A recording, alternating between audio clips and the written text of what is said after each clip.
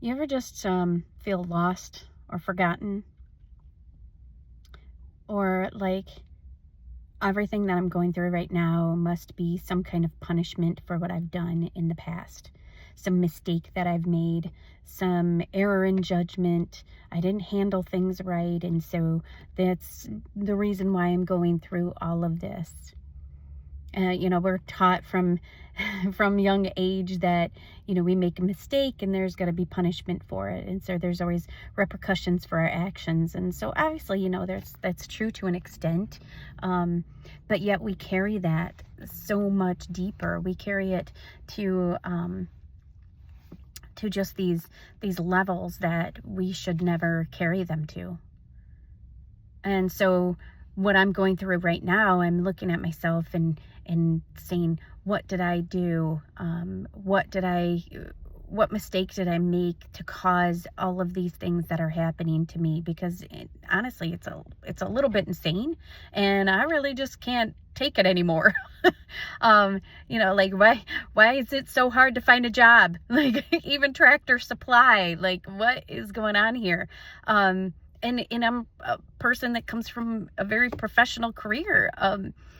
And so it's just crazy when I start looking at the situation. My thoughts just tell me, give up. You must have made some kind of, egregious error in judgment.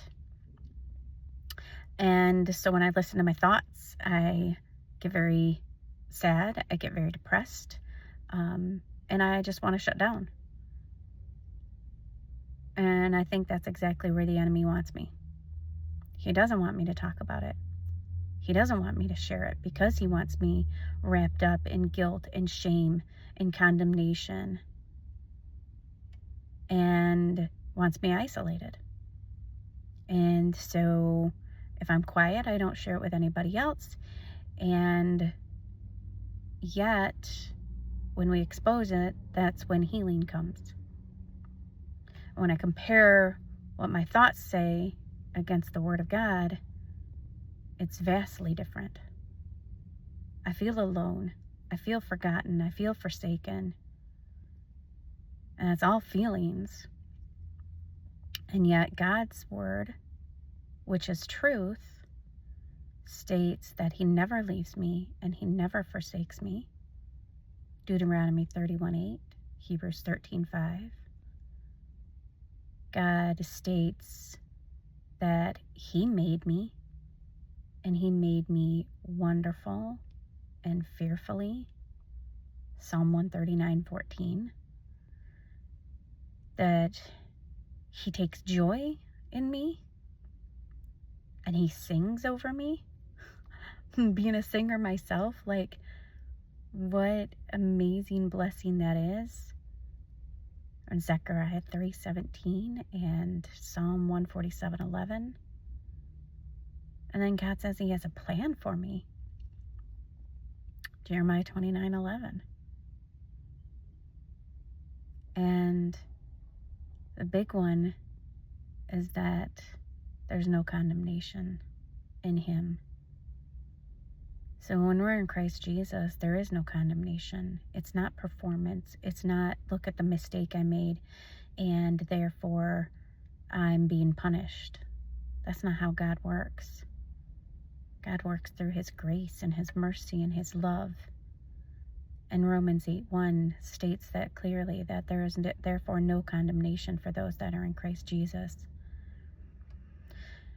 So we can look at our situation. I can look at my situation and say, oh, you're broke. Give up. There's nothing for you. Which, honestly, my thoughts tell me that a lot. Quit while you're not even ahead. Just quit. But God's word reminds me just to keep going forward. So I guess we'll just take another step forward, right?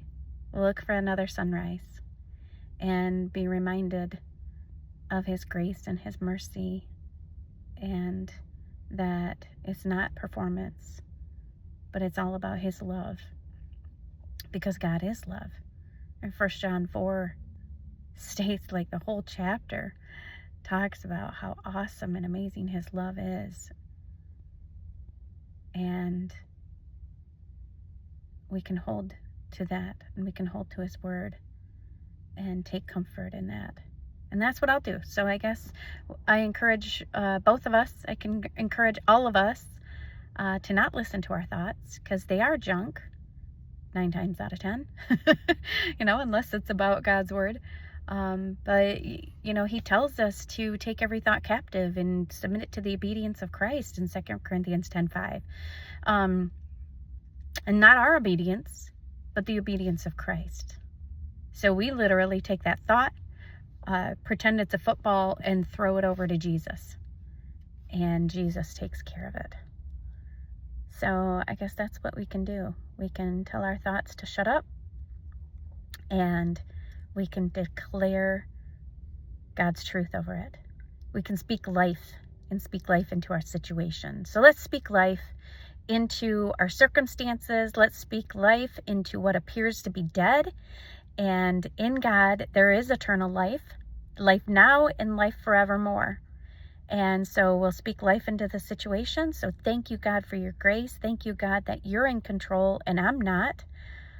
Even though my thoughts want me to be in control, but that only causes anxiety and depression and all of the other yucky feelings that we don't want to have.